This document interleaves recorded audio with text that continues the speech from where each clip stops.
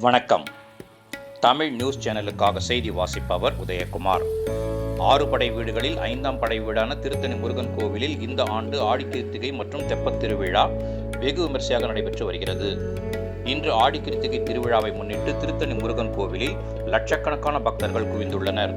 இந்நிலையில் இன்று இந்து அறநிலையத்துறை அமைச்சர் சேகர்பாபு தன் குடும்பத்தினருடன் முருகன் கோவிலில் சாமி தரிசனம் செய்தார். அவருக்கு திருக்கோவில் சார்பில் பூரண மரியாதை செலுத்தப்பட்டது. தொடர்ந்து திருத்தணி முருகன் கோவிலில் தமிழ்நாடு, கேரளா, கர்நாடகா, ஆந்திரா மாநிலம் உட்பட பல்வேறு மாநிலங்களில் இருந்து ஆயிரக்கணக்கான பக்தர்கள் காவடி ஏந்தி வந்த அரோகரா கோஷமிட்டு திருத்தணி முருகன் கோவிலுக்கு வந்து முருகப்பெருமானை தரிசனம் செய்து வருகின்றனர். இதனால் திருத்தணி நகரம் மக்கள் வெள்ளத்தில் நிரம்பியுள்ளது. ஆடி கிருத்திகை விழாவைக்கான ஏற்பாடுகளை திருத்தணி முருகன் கோவில் அறங்காவலர் குழு தலைவர் ஸ்ரீதரன் தலைமையில் அறங்காவலர் குழு உறுப்பினர்கள் சுரேஷ் பாபு, மோகன், நாகன், உஷா ரவி, கோவில் இணை ஆணையர் ரமணி ஆகியோர் செய்துள்ளனர். இதையொட்டி திருத்தணி கோவிலில் பலத்த போலீஸ் பாதுகாப்பு போடப்பட்டுள்ளது.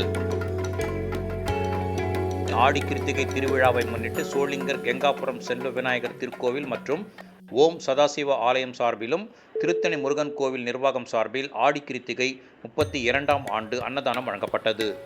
இந்நிகழ்ச்சியில் கோவில் நிர்வாகிகள் விக்னேஷ், பூநாதன், ரகு, பாபு, தனஞ்செழியன், ராஜா, வினோத்குமார், பிரபு ஆகியோர் அன்னதானம் வழங்கினர்.